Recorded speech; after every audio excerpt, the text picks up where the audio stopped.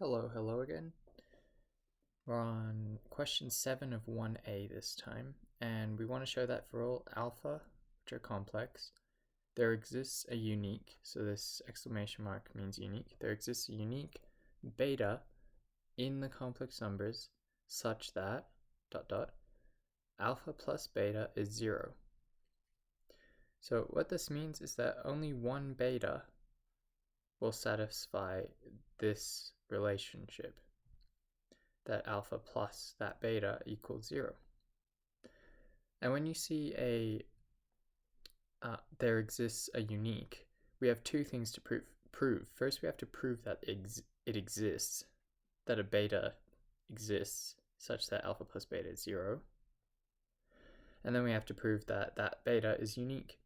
So first thing, we're going to let alpha be a plus bi, beta c plus di.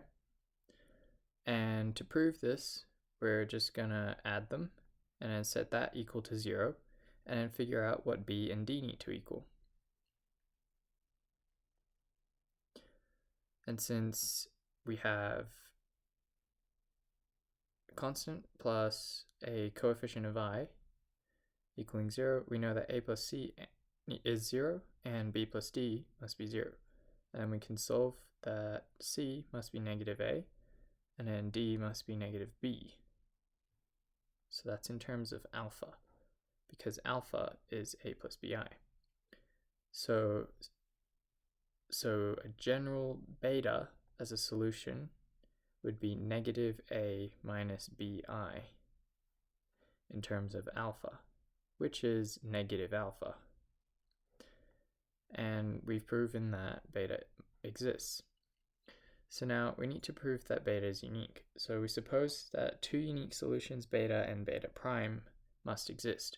So we're looking at doing a contradiction here. Then we have alpha plus beta must equal 0, and alpha plus beta prime must also equal 0. But beta cannot equal beta prime because they must be two unique solutions instead of just one unique solution. So then because they both equal 0, we can set them equal to each other.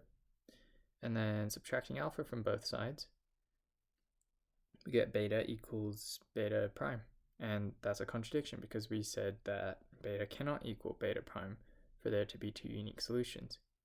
So by contradiction, that would prove question 7. I'll see you in the next one.